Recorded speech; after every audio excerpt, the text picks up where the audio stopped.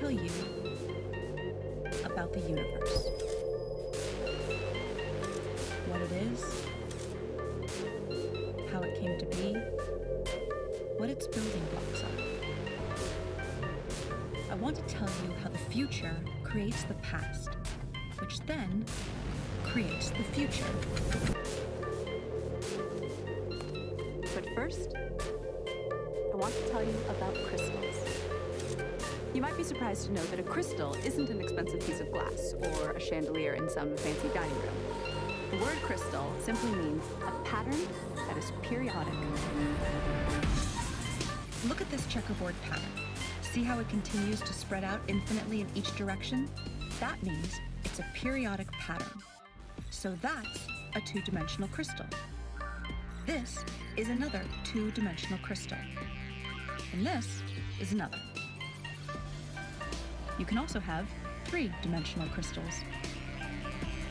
By the way, this 3D glass is called crystal because its atoms are actually arranged in a crystalline pattern.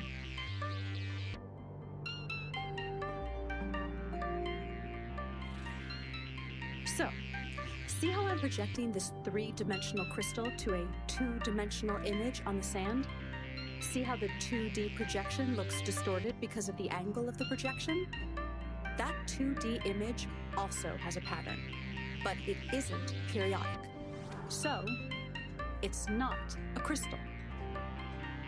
But there's a deep connection between the 2D object on the sand and the 3D mother crystal. This distorted 2D pattern is called a quasi-crystal. A quasi-crystal in a certain dimension, in this case 2D, is a projection of a crystal in a higher dimension, in this case 3D.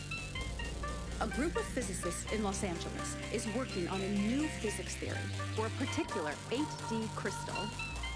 Yep, that's right. An 8-dimensional crystal is projected to 4D at a very particular angle, which forms a 4D quasi-crystal.